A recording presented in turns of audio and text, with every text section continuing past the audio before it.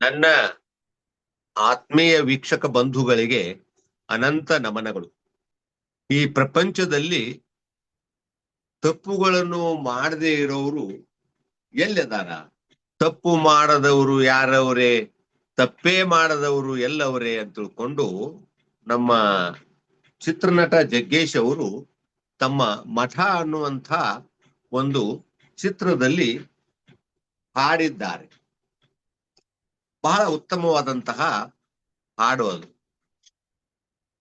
ತಪ್ಪು ಮಾಡದವರು ಯಾರವರೇ? ತಪ್ಪೇ ಮಾಡದವರು ಎಲ್ಲವರೇ ಅಂತ ತಿಳ್ಕೊಂಡು.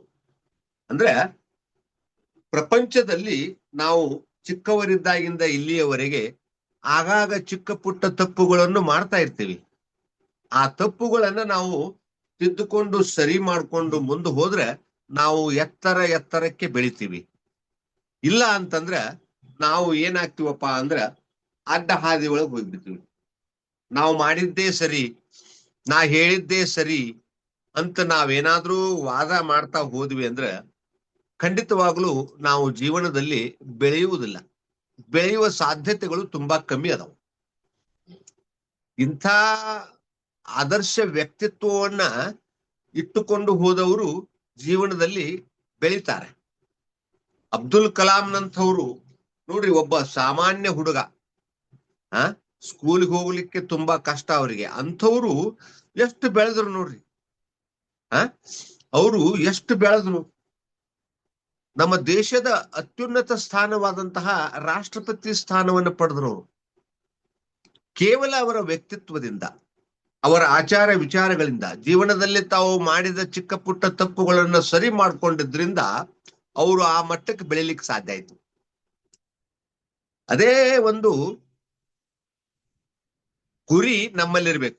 ನಾವು ಪ್ರತಿಯೊಬ್ರು ಯಾರಾದ್ರೂ ನಮ್ಗೇನಾದ್ರೂ ಅಂದ್ರು ಅಂದ್ರ ಅಥವಾ ನಮ್ಮ ತಪ್ಪುಗಳನ್ನ ಎತ್ತಿ ಹೇಳಿದ್ರು ಅಂದ್ರೆ ನಾವು ಸಿಟ್ಟಿಗೆ ಬರಬಾರ್ದು, ಬೇಜಾರ್ ಮಾಡ್ಕೋಬಾರ್ದು.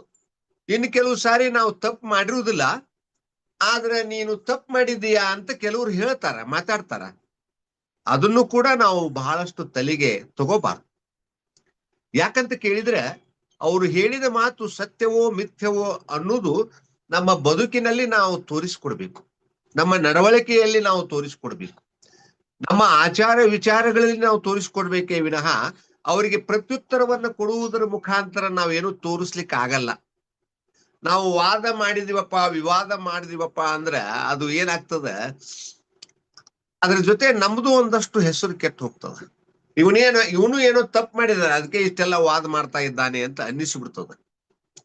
ನಮ್ಮ ಗಿಲ್ಲಿ ನಟ ಅವ್ರು ನೋಡ್ರಿ, ಬಿಗ್ ಬಾಸ್ ಮನಿ ಒಳಗ ಯಾರು ಏನಂದ್ರು ತಲೆ ಕೆಡಿಸ್ಕೊಳ್ಳಿಲ್ಲ, ಏನ್ ಮಾತಾಡಿದ್ರು ತಲೆ ಕೆಡಿಸ್ಕೊಳ್ಳಿಲ್ಲ.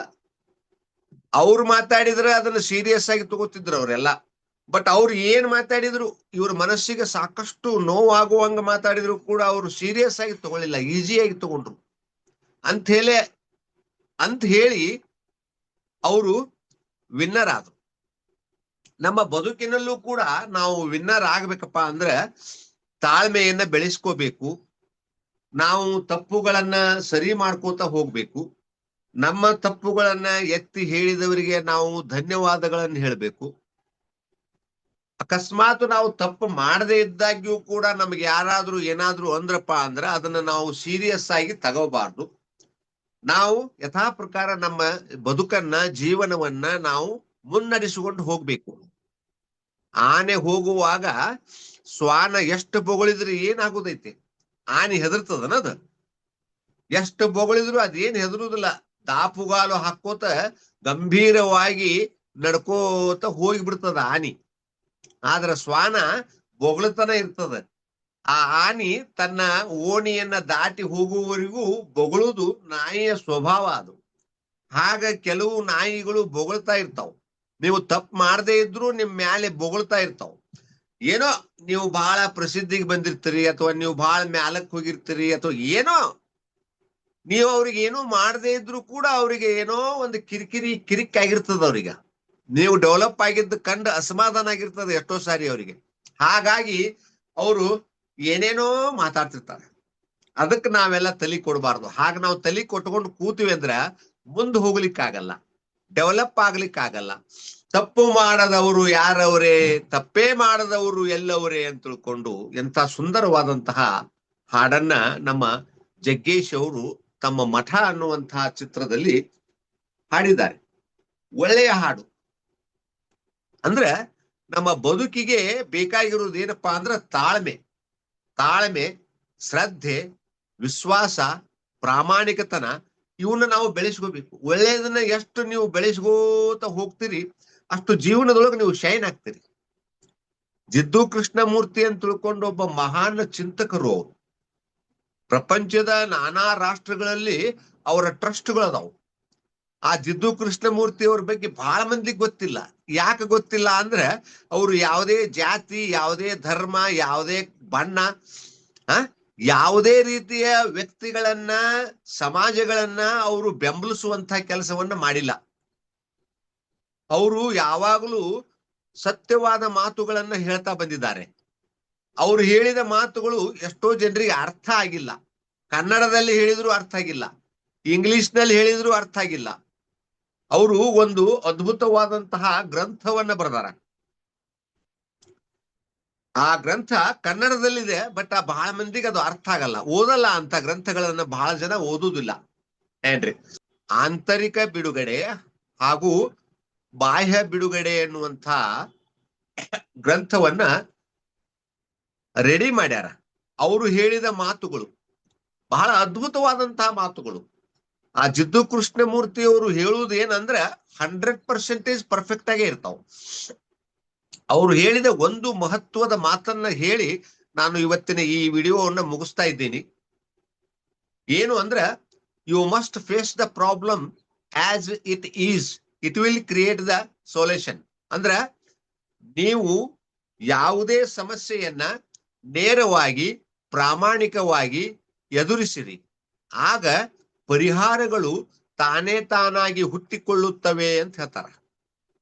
ಅಂದ್ರ ನೀವು ಸ್ಥಿತಪ್ರಜ್ಞರಾಗಿ ನಿಮ್ಮ ಬದುಕನ್ನ ಸಾಗಿಸ್ತಾ ಇರಿ. ನೀವು ಯಾವುದೇ ಸಮಸ್ಯೆಗಳಿಗೆ ಪರಿಹಾರಗಳನ್ನ ಹುಡುಕ್ಲಿಕ್ಕೆ ಹೋಗಬೇಡ್ರಿ.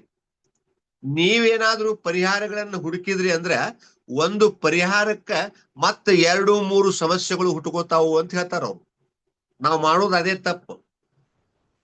ಪರಿಹಾರಗಳನ್ನ ಹುಡುಕ್ಲಿಕ್ಕೆ ಹೋಗ್ತೀವಿ, ಹಂಗ ಮಾಡಿದ್ರೆ ಸರಿ ಹೋಗುತ್ತ, ಹಿಂಗ ಮಾಡಿದ್ರೆ ಸರಿ ಹೋಗುತ್ತ ಅಂತೇಳಿ ಬಹಳ ತಲೆ ಓಡಿಸಿ ಏನೋ ಮಾಡ್ಲಿಕ್ಕೆ ಹೋಗ್ತೀವಿ. ಅದರಿಂದ ಮತ್ತು 1-2-3 ಸಮಸ್ಯೆಗಳು ಹುಟ್ಕೋತಾವ್. ಅದಕ್ಕ ನಾವು ಸಹಜವಾಗಿ, ನೇರವಾಗಿ, ಪ್ರಾಮಾಣಿಕವಾಗಿ, ನಿಯತ್ತಿನಿಂದ ಬದುಕುವುದನ್ನ ಕಲಿಯಬೇಕು. ಕೇವಲ ಅಷ್ಟು ನಾವು ಬದುಕಿದೀವಪ್ಪ ಅಂದ್ರ ಆ ಕಡೆಗೆ ಈ ಕಡೆಗೆ ಯಾ ಕಡೆಗೂ ಗಮನ ಕೊಡದೆ ನಾವು ಮುಂದೆ ದಾಪುಗಾಲಗಳನ್ನ ಹಾಕ್ತಾ ಹೋದ್ವಿ ಅಂದ್ರ ಒಂದು ದಿನ ನಾವೇ ಹೀರೋ ಆಗ್ತೀವಿ. ವಿಲನ್ಗಳು ನಮ್ಮನ್ನ ಟೀಕಾ ಮಾಡ್ತಾ, ಸುಮ್ನೆ ಏನೋ ನಮಗ ಹಿಂಸೆಯನ್ನು ಕೊಡ್ತಾ, ಏನೇನೋ ಮಾತಾಡ್ತಾ ಅಲ್ಲೇ ಕೊಚ್ಚೆಯಲ್ಲಿ ಬಿದ್ದು ಅವರು ಹೊರಳಾಡ್ತಾ ಇರ್ತಾರೆ. ಜೀವನದಲ್ಲಿ ಅಂಥವ್ರು ಪ್ರಗತಿಯನ್ನ ಸಾಧಿಸುವುದಿಲ್ಲ ಅನ್ನುವಂತಹ ಮಾತನ್ನ ಹೇಳ್ತಾ ನನ್ನ ಇವತ್ತಿನ ಈ ಮಾತುಗಳನ್ನ ಮುಗಿಸ್ತಾ ಇದ್ದೀನಿ ಸರ್.